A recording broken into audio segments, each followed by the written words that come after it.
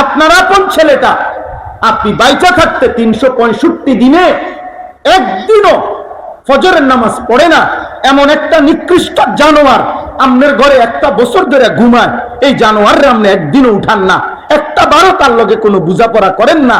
আপনি কি বুঝাইতে চাচ্ছেন চাচা? আপনি করছেন কি? আপনার ছেলেটা করছে কি? এই মোবাইল আইসা তোমাদের এই চুল, চেহারা, লেবাস, পোশাক, বড় অংশ তোমরা আগেও গাঁজা খাইতো, আগেও মদ খাইতো, সিফা সাফা কোনা কানার মধ্যে, 10 গ্রামের কোন কোনার মধ্যে আগেও দুশ্চরিত্র, খারাপ মহিলা, খারাপ পুরুষ আগেও ছিল আব্বা, কিন্তু একেবারেই সীমিত। কিন্তু এখন যেভাবে যে পরিমাণে তোমরা মদ, জুয়ায়, নারীতে, জিনাতে, ব্যভিচারে, উলঙ্গ ছবি আর বেহায়াপনাতে যেভাবে প্রকাশ্যে তোমরা আস্ফালন, অহংকার করতেছ, এটা এমন ছিল না, এটা এমন ছিল না এই জমিন। এখনো বুড়া মানুষ বাইচা আছে, এখনো 60 বছরের বুড়া চাচা বাইচা আছে।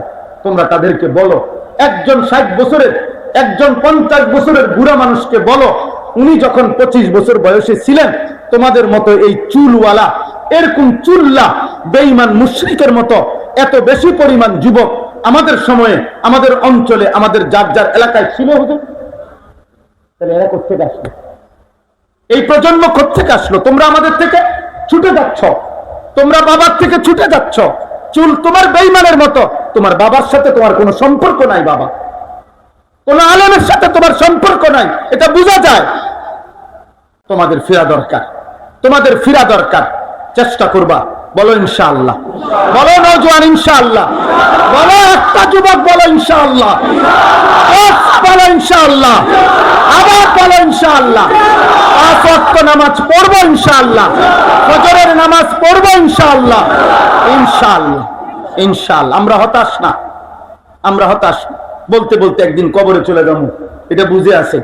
আবু জেহেল একদিন নবী সাল্লাল্লাহু আলাইহি সাল্লামের কাছে আয়েশা বলতেছে, হাতের মধ্যে, মুষ্টির মধ্যে কতগুলো ছোট ছোট পাথরের কঙ্কর। তো নবীজি সাল্লাল্লাহু আলাইহি সাল্লামকে বলতেছে, মুঠ কইরা, মুহাম্মদ যদি বলতে পারো আমার মুঠির ভিতরে কি আছে, আমি তোমার উপর ঈমান আনব। ভাবছে একটা কইলাম আর কি, সে কই থেকে কইল। নবী সাল্লাল্লাহু আলাইহি সাল্লাম বললেন, চাচা এক কাজ করেন, আমি আপনার হাতের মুঠিতে কি আছে এটা না বলে, ওইটা যেটাই হোক ওইটাই বলুক, আমাকে চিনে কিনা আপনি জিজ্ঞাসা করেন। সে যদি বলে সেটা যেটাই হোক, ওইটাই যদি সাক্ষী দেয় আমার পক্ষে, তাইলে আপনি ঈমান আনবেন না, আপনি জিজ্ঞান। তা আপনি বলেন। আবু জেহেল বলছেন, না তুমি বলো। তো নবী সাল্লাল্লাহু আলাইহি সাল্লাম বলছেন, হাতের মুঠিতে তুমি যাই আসো, বলো তো তুমি কে, আমাকে চিনো কিনা, আমি কে? এই পাথরের কঙ্কর থেকে আওয়াজ আসছে, আশহাদু আন্নাকা রাসূলুল্লাহ, আমি সাক্ষ্য দিচ্ছি আপনি আল্লাহর রাসূল। আবু জেহেল, নবীজি বললেন, এবার কালেমা পড়ে। কয় না, এমনি কিছু কইলাম আর এটা কোন আর কি, এই ফাইজলামি করতে। সূরা আরাফের 170 নম্বর আয়াত, এটা দেখতে হবে না, দেখতে হবে না, দেখতে হবে না, ঠিক আছে? দেখেন কুরআনুল কারীমের আরেকটি আয়াত দেখো ভাই, নওজোয়ান ছেলের আব্বা, আমি আবারও বলছি আব্বা, জনপ্রিয়তা কোনো বিষয় না আব্বা। আমি এক অভাবী ঘরের ছেলে ছিলাম, কাজেই এটা তেমন কিছুই না কিছু। আমি এক বেলা ভাতের জন্য, ভালো কুদ্দুর তরকারির জন্য ভাতের প্লেটে চোখের পানি ফেলে কাঁদছিলাম। আমার চোখের পানি পড়ছে, যে আমি কতদিন মনে মনে কইছি, আল্লাহ আমি বুঝি সারা দিন, সকালে মাদ্রাসায় গেলাম, সন্ধ্যায় আসলাম, দুগা ভাত বুঝি ভালো কুদ্দুর তরকারি দেখাইতে পারতাম না কোনোদিন। তা এই জন্য বলার উদ্দেশ্য হইল, সমস্ত ছেলে তোমাদের কাছে হাত জোর করে অনুরোধ, আব্বা নষ্ট হয়ে যাইও না, চরিত্রহীন হইও না আব্বা। এই নারী, এই ছবি, এই অস্থির দৃশ্য, এটা শেষ কথা না আব্বা। ব্রাজিল, আর্জেন্টিনা তাদের ঘরে ফিরে যাবে, বিশ্বকাপ খেলায় কয়েকদিন পরেই শেষ হয়ে যাবে আব্বা। কিন্তু বাম কাঁধে, এই বাম কাঁধে যেই গুণাগুলো লেখা হয়েছে, এগুলা মুছবা কেমনে আব্বা? এগুলা মুছবা কেমনে? খেলা না শেষ হয়ে যাবে, কিন্তু গুনাহ মুছবা কেমনে?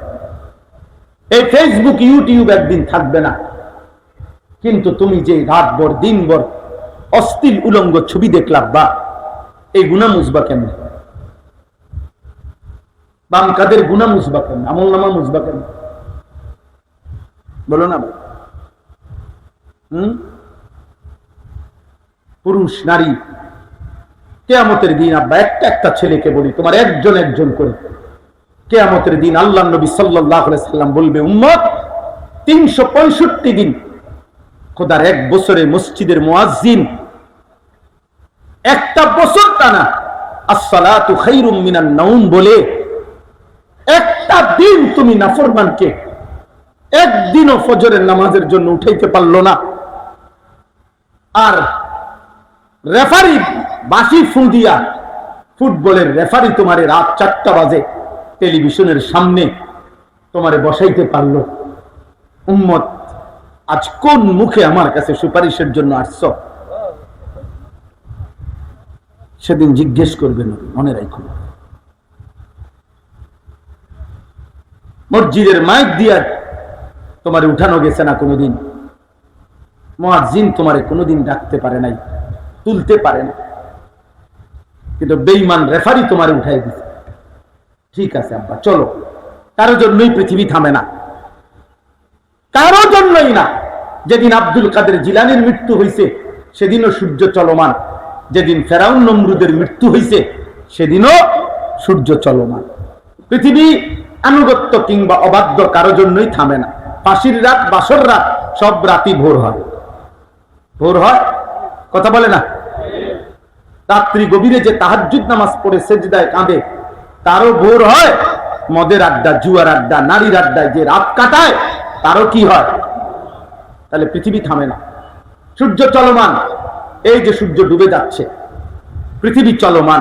আনুগত্য কিংবা অবাধ্য, ঈমান কিংবা কুফর, ইবাদত কিংবা নাফরমানি, উভয় অবস্থাতেই আল্লাহর দুনিয়ার সময় চলমান। জন্য কমপক্ষে অনুরোধ করলাম, আলহামদুলিল্লাহ এই যে যুবকরা আমরা দেখছি এখানে, অনেক যুবক মাশাআল্লাহ হিম্মতওয়ালা নওজোয়ান, মানুষের পরিবর্তনের জন্য, আল্লাহর দিকে ফেরানোর জন্য চেষ্টা করতেছে। আমি দোয়া করি আল্লাহ তাআলা এই যুবকদেরকে কলিজা ভরা ঈমান দান করেন, এদের উসিলায় হাজারো লাখো যুবকের জীবন পরিবর্তন করে দেন। ষড়যন্ত্র হবে আব্বা, ষড়যন্ত্র হবে, ষড়যন্ত্রের মোকাবেলায় আসমানওয়ালা রব তিনিও উপযুক্ত ব্যবস্থাপনা তিনিও করবেন ইনশাআল্লাহ, কোনো অসুবিধা নেই। দেখেন এখানে আল্লাহ বলেন, ওয়াল্লাযীনা ইউমাসসিকুনা বিল কিতাব ওয়া আকামুস সালাহ, যারা মজবুত ভাবে আল্লাহর কোরআনকে আঁকড়িয়ে ধরে, ওয়া আকামুস সালাহ, এবং 5 ওয়াক্ত নামাজ আদায় করে। আল্লাহ বলেন, ইন্না লা নুদিউ আজরাল মুসলিহিন, এমন ইসলাহকারীদের একটা কর্ম আমি আল্লাহ নেকি ছাড়া বৃথা যাইতে দেব না। তার প্রত্যেক কর্মে, প্রত্যেক মেহনতে, প্রত্যেক আচরণে, প্রত্যেক উচ্চারণে আমি আল্লাহ নেকি দিতেই থাকবো, দিতেই থাকবো, দিতেই থাকবো। আল্লাহ তাআলা বলছেন, কোরআন যে ধরে রাখে, নামাজের সেজদা যে দিতে থাকে, সে মুসলিহ, সে ইসলাহকারী, সেই সমাজের সংশোধন চায়, সে জাতির পরিবর্তন চায়, সে নিজের সংশোধন চায়।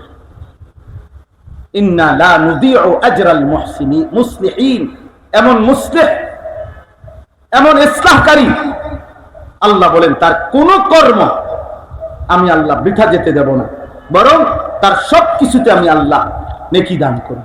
অতএব আজকে আপনাদের কাছে এই প্রথম কথা একটা, কোন সম্পদ, কোন প্রাচুর্য, কোন কিছু দিয়েই আপনাদেরকে, আমরা সবাইকে, কাউকে দুনিয়াবি অর্থ, দুনিয়াবি সম্পদ, দুনিয়াবি ক্ষমতা, দুনিয়াবি কোনো কিছু দিয়ে আপনাদের, আমাদের কাউকে আল্লাহর দিকে ফেরানো যাবে না। আল্লাহর দিকে ফেরাইতে হবে রাসূলুল্লাহ সাল্লাল্লাহু আলাইহি সাল্লাম যেই পদ্ধতিতে পেটে পাথর বাঁধা, না খেয়ে না দিয়ে আল্লাহর কথা শুধু বলতেই থাকছেন, আজও পদ্ধতি এটাই। দুনিয়াবি কোনো প্রলোভনে নয়, কোনো স্বার্থে নয়, বরং আল্লাহর জন্য, আখিরাতের জন্য আল্লাহর কথা বলা, চেষ্টা করা, ইসলার ফিকির করা, করতেই হবে, চেষ্টা চলমান রাখতেই হবে। এর মধ্যেই পৃথিবী টিকে থাকবে, এই কর্মের মধ্যেই জমিনের অস্তিত্ব থাকে। আল্লাহ আমাদেরকে তৌফিক দান করে। এবার শুনেন এই 3 আয়াতের তরজমা, তাইলেই কথা শেষ। আল্লাহ তাআলা বলেন, এই যে 3টা আয়াত পড়ছি আর অল্প একটু, 3টা আয়াতের তরজমা শুনেন। আমাদের নবী সাল্লাল্লাহু আলাইহি সাল্লাম যখন মক্কায় কালেমার দাওয়াত দিতেন মক্কার কুরাইশ কাফেরদেরকে, তো তারা নানাভাবে বিরোধিতা করত, কত আইটেমে বিরোধিতা করত, যৌক্তিক অযৌক্তিক, অবাস্তব অবান্তর প্রস্তাব দিত, কথা বলত, একেবারে মানে মূলত মানার কোনো ইচ্ছা নাই, কিন্তু যেটা মনে কয় এটা করত, যেটা মনে কয় এটা করত। এই ছিল তাদের বদ অভ্যাস। এক এক সময় এক এক রঙের বিচিত্র আবদার করত। আল্লাহ নবী সাল্লাল্লাহু আলাইহি সাল্লামের আদত ছিল তিনি প্রত্যেক কথার জবাব দিতেন, চেষ্টা করতেন, প্রত্যেকটা বিষয় বুঝাইতেন। যখনই তারা কোনো কিছু দেখতে চাইতো, শুনতে চাইতো, বুঝতে চাইতো, জিজ্ঞাসা করত, নবী সাল্লাল্লাহু আলাইহি সাল্লাম যত অযৌক্তিকে মনে হইতো তারপরেও নবীজি তার জবাব দিতে চেষ্টা করতেন। আবু জেহেল একদিন নবী সাল্লাল্লাহু আলাইহি সাল্লামের কাছে আয়েশা বলতেছে, হাতের মধ্যে মুষ্টির মধ্যে কতগুলো ছোট ছোট পাথরের কঙ্কর। তো নবীজি সাল্লাল্লাহু আলাইহি সাল্লামকে বলতেছে, মুঠ কইরা, মুহাম্মদ যদি বলতে পারো আমার মুঠির ভিতরে কি আছে আমি তোমার উপর ঈমান আনব। পারছে একটা কইলাম আর কি, সে কই থেকে কইল। নবী সাল্লাল্লাহু আলাইহি সাল্লাম বললেন, চাচা এক কাজ করেন, আমি আপনার হাতের মুঠিতে কি আছে এটা না বলে ওইটা যেটাই হোক ওইটাই বলুক, আমাকে চিনে কিনা আপনি জিজ্ঞাসা করেন। সে যদি বলে সেটা যেটাই হোক ওইটাই যদি সাক্ষী দেয় আমার পক্ষে, তাইলে আপনি ঈমান আনবেন না, আপনি জিজ্ঞান তো আপনি বলেন। আবু জেহেল বলছেন, না তুমি বলো। তো নবী সাল্লাল্লাহু আলাইহি সাল্লাম বলছেন, হাতের মুঠিতে তুমি যাই আসো বলো তো তুমি কে, আমাকে চিনো কিনা, আমি কে। এই পাথরের কঙ্কর থেকে আওয়াজ আসছে, আশহাদু আন্নাকা রাসূলুল্লাহ,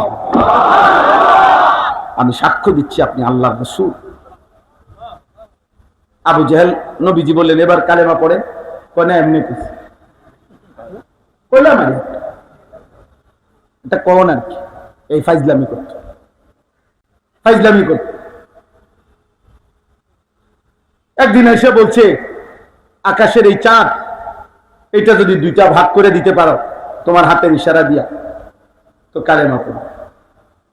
তা আল্লাহ নবী সাল্লাল্লাহু আলাইহি ওয়াসাল্লাম আল্লাহ তাআলার কুদরতে হাতের আঙ্গুলের ইশারা করলেন, তো চাঁদ 2 ভাগ হয়ে গেছে।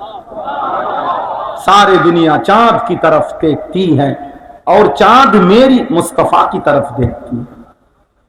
तमाम পৃথিবী তো তাকায় চাঁদের দিকে, চাঁদের দিকে মানুষ ভালোবাসার নজরে তাকায়, মানুষ প্রিয়জনকে চাঁদের সাথে তুলনা করে। বাচ্চার হাসি যেন চাঁদের মতো, স্ত্রীর হাসি যেন চাঁদের মতো, ভালোবাসার জনকে মানুষ চাঁদের সাথে কি দেয়, তুলনা দেয়। তুমি চাঁদের মতো সুন্দর, তোমার হাসি চাঁদের মতো সুন্দর, ইত্যাদি ইত্যাদি।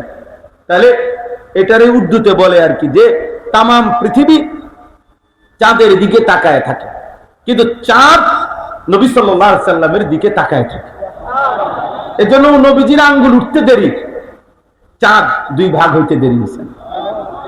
सारे दुनिया चांद की तरफ देखती है और चांद मेरी मुस्तफा की तरफ देखती है। চাঁদ আমার নবীর দিকে তাকায়, সুবহানাল্লাহ। এভাবে যখন যা বলছে নবী সাল্লাল্লাহু আলাইহি সাল্লাম চেষ্টা করছে।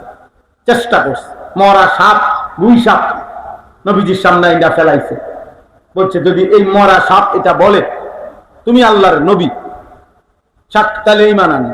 আল্লাহ নবী সাল্লাল্লাহু আলাইহি সাল্লাম বলছেন, আইয়ুহাদ দাব, হে গুই সাপ, মান খালাকাক, তোমাকে সৃষ্টি করেছেন কে? তো বলছে, খালাকানি ওয়া খালাকাকা রব্বুস সামাওয়াতি ওয়াল আরদ, আসমান ও জমিনের যিনি রব তিনি আমাকে সৃষ্টি করেছেন, তিনি আমাকে। ওই দেখেন, ওই 2 বেয়াদব দেখেন, এই দেখেন, দেখছেন দেখছেন এই বাচ্চাটার দিকে দেখেন, সর্বোচ্চ 8-9 বছর বয়স, যেই জালেম তার হাতে এই মোবাইল দিছে, ও মূলত জালেম না, ও জালেম হলো তার অভিভাবক। বুঝো নাই ভাই? তোমরা বলো, এতটা ছোট বাচ্চাটা মোবাইলটা কিনে নেয়, ওই কোন 12,000 টাকা দামের 14,000 টাকা দামের এই মোবাইলটা সে কিনে নেয়, এত ছোট বাচ্চা কিনে নেয় কোনো না কোনো একজন অভিভাবক, হয় ভাই নয় বাপ। ওই যে ওই আরেক বেয়াদব দেখো, এই যে এই দেখে, হ্যাঁ দেখো ভাই, সবাই দেখুক, বেয়াদব দেখলে সুবিধা হয়। এখন কেমন লাগলো ভাই? কানে এটা বল্টুটা খোলো, ফালতু কোথাকার। লজ্জা তো থাকা উচিত বেটা। আমি ছেড়ে দেওয়ার মানুষ না, আমি দরকার আর কোনোদিন আসবো না, আমার কোনো অসুবিধা নেই, আর কোনোদিন আসবো না প্রয়োজনে ভাইয়া। একবারই পাইলাম, একবারই বললাম, কিন্তু তোমরা ফিরতে হবে। আপনি তোমরা বলো, আমাদের পর্যাপ্ত পরিমাণ যুব শক্তি, যুবক নওজোয়ান আমাদের আছে আব্বা, আমাদের ছিল, কিন্তু আফসোস এত বিপুল পরিমাণ কিশোর যুবক নওজোয়ান থাকা সত্ত্বেও বেঈমান, মুশরিক, নাস্তিক, মুরতাদ এই বুড়া হয়ে গেছে। তসলিমা নাসরিন সেই 1994 সালে, কত আগে আমরা ছোটবেলায় যে বেঈমানের বিরুদ্ধে আমরা স্লোগান দিতাম, সেই বুড়া মহিলা, আজই নাস্তিক মহিলা, এই সেদিনও, এই গত কয়েকদিন আগেও ফেসবুকে স্ট্যাটাস দিছে তার পেজ থেকে, ভুতুরে বাংলাদেশ। জানো মিয়া, মানে বোরকার পরিমাণ, বোরকার ছবি দিয়ে বুঝাইছে, বোরকাওয়ালা মহিলা এই পরিমাণ বেড়ে গেছে যে বাংলাদেশটা যেন ভূতের মতো হয়ে গেছে। ভুতুরে বাংলাদেশ। বেঈমান বুঝছে তোমরা যেহেতু ঘুমাইতেছ, অতএব দুশমন আমাদের বিরুদ্ধে ষড়যন্ত্র করবে। তোমরা যুবক যেহেতু ঘুমায় গেছো, যে জমানায় যুবক জেগেছিল সে জমানায় বাতিল, দুশমন, বেঈমান এক জাররা ইমানদারের বিপক্ষে কিছু বলতে পারে নাই। আজ তোমরা ঘুমায় গেছো, মোবাইল তোমাদেরকে ঘুম পাড়ায় দিছে, নারীর ছবি তোমাদেরকে ঘুম পাড়ায় দিছে, মদের আড্ডা, জুয়ার আড্ডা তোমাদেরকে ঘুম পাড়ায় দিছে।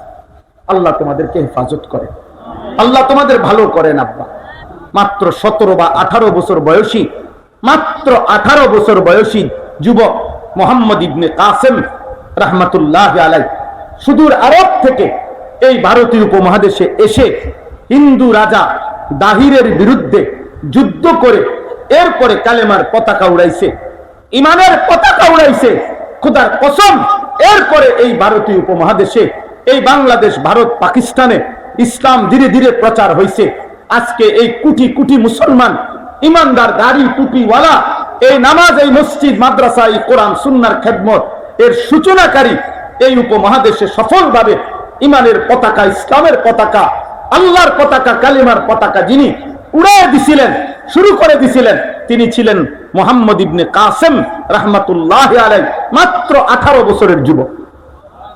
আজকে এই কোটি কোটি কোটি কোটি মানুষের ইমান, ইসলামের সওয়াব, নেক কাজের সমস্ত সওয়াব ওই মোহাম্মদ ইবনে কাসেমও কবরে থাইকা সদকা জারিয়ার সওয়াব পাইতেছে। এক যুবকের কাছে এই উপমহাদেশের ইমানদাররা ঋণী। এই আমরা সবাই কৃতজ্ঞতা এক যুবকের ইমানের কাছে। জানো মিয়া, যুবক পৃথিবীতে এমন ছিল না রে আব্বা। মুসলমানের নওজোয়ান সব যুগেই ছিল, কিন্তু এই তোমরা এসে এই পর্যায়ে আসে, আমরাও ছোটবেলা কাটাই আসছি। আমার বয়স 45 বছর, আমার ছোটবেলা আমি এখনো ভুলি নাই। আমার মক্তবের যেই হুজুরের কোলে বৈশা আমি প্রথম সূরা কেরাত পড়ছি, আল্লাহর কসম ওনার নাম আমার এখনো মনে আছে। এবং ওনার আজকের এই দিনেও প্রতি মাসে আলহামদুলিল্লাহ আমি ওনার খবর রাখি। আমার ছোটবেলায় সর্বপ্রথম আমার যিনি মক্তবে পড়াইছে আমার উস্তাদ হাফেজ মুজিবুর রহমান, কুমিল্লা কচুয়া চাঁদপুর বাড়ি, ওনার প্রতি মাসে আলহামদুলিল্লাহ আমি ওনার খবর রাখি। যেটুকু সামর্থ্য হয় হাদিয়া দেই, সুযোগ সুবিধা, ওনার সুবিধা অসুবিধা, পারিবারিক অসুবিধার খোঁজ খবর রাখি। তাই ছোটবেলা ভুলে যাই নাই আমরাও যুবক ছিলাম, 14, 15, 18, 20 বছর আমরা ভুলে যাই নাই। কিন্তু এই মোবাইল আইসা তোমাদের এই চুল, চেহারা, লেবাস, পোশাক, বড় অংশ তোমরা আগেও গাঁজা খাইতো, আগেও মদ খাইতো, সিফা সাফা কোনা কানার মধ্যে, 10 গ্রামের কোন কোনার মধ্যে আগেও দুশ্চরিত্র, খারাপ মহিলা, খারাপ পুরুষ আগেও ছিল আব্বা। কিন্তু একেবারেই সীমিত। কিন্তু এখন যেভাবে যে পরিমাণে তোমরা মদ, জুয়ায়, নারীতে, জিনাতে, ব্যভিচারে, উলঙ্গ ছবি আর বেহায়াপনাতে যেভাবে প্রকাশ্যে তোমরা আস্ফালন অহংকার করতেছ, এটা এমন ছিল না। এটা এমন ছিল না এই জমিন। এখনো বুড়া মানুষ বাইচা আছে, এখনো 60 বছরের বুড়া চাচা বাইচা আছে।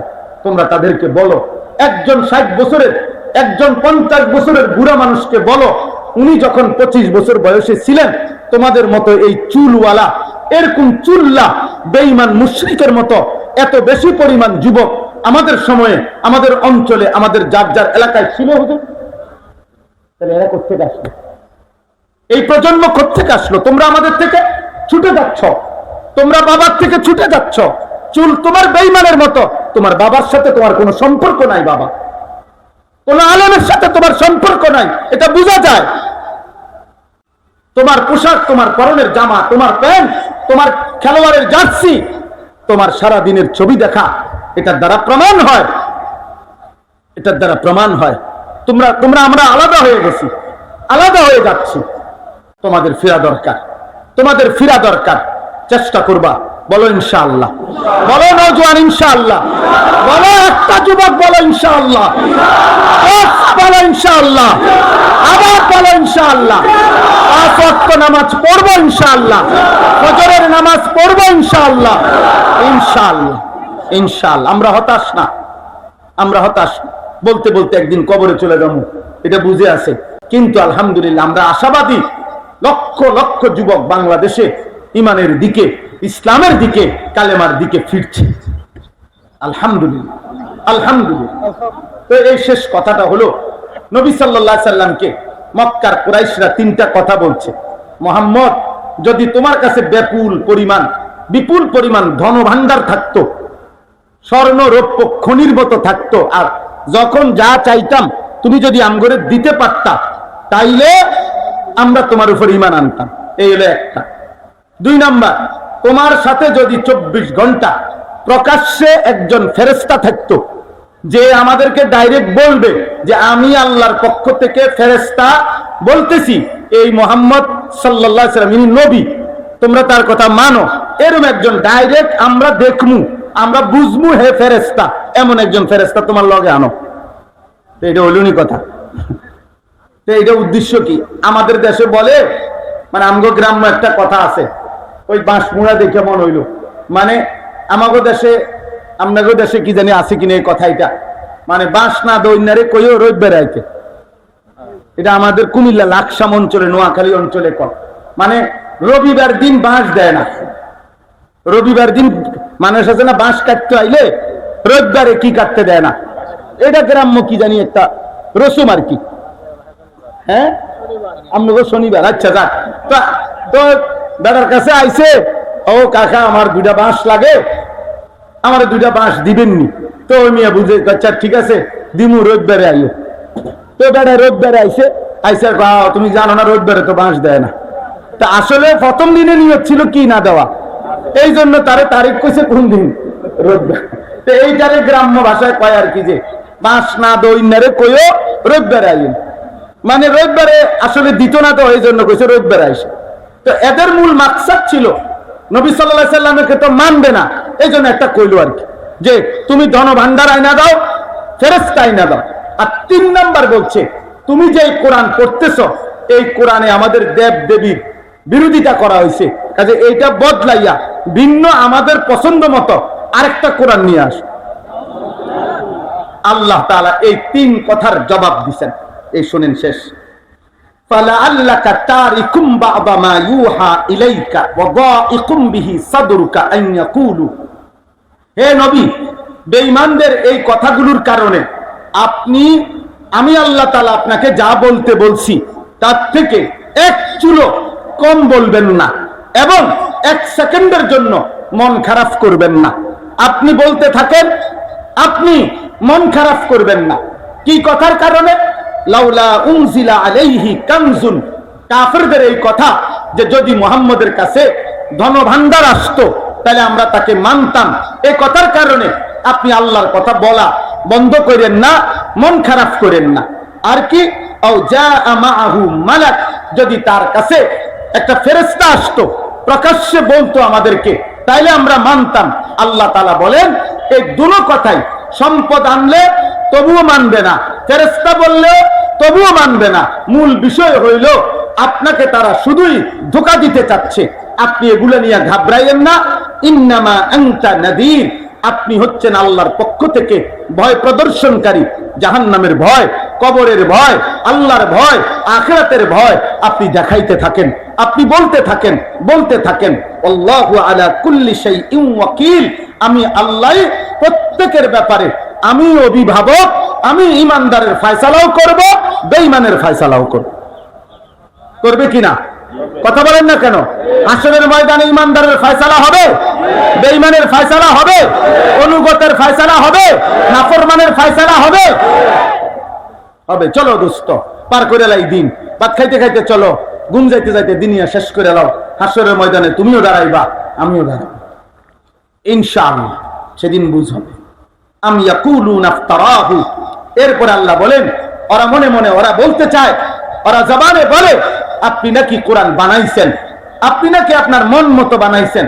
তো কুল ফাতু বিআশরি সুওয়ারিন মিথলিহি মুফতারায়াত, তাদেরকে বলেন তারাও 10টা সূরা, 114টা লাগবে না, 10টা সূরা তারা বানাক। ওয়াদউ মান ইসতাতাতুম মিন দুনিল্লাহি ইন কুনতুম সাদিকিন, যদি তারা সত্যবাদী হয়ে থাকে তাদের সমস্ত কাফের বেঈমানদেরকে একত্র করে একসাথ করে বলেন এই কোরআনের সমপরিমাণ নয়, বরং 10টা সূরা বানায় দিতে পারবেন। পারবে? 3টা চ্যালেঞ্জ করছে আল্লাহ কোরআনের ব্যাপারে। 1, বলেন যে তারা একটা পূর্ণ কোরআন বানায় নিতে।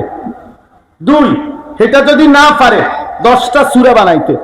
3, যদি ওইটাও না পারে ফাতু বিসূরাতিম মিন মিসলি, তাহলে একটা সূরা ইন্না আতাইনাকাল কাউসার, এটার মতো একটা ছোট্ট সূরা বানাইতে কোনটাই পারে না। পারছে? আরেকটা কোরআন বানাইতে পারছে, 10টা সূরা বানাইতে পারছে, একটা সূরা বানাইতে পারছে।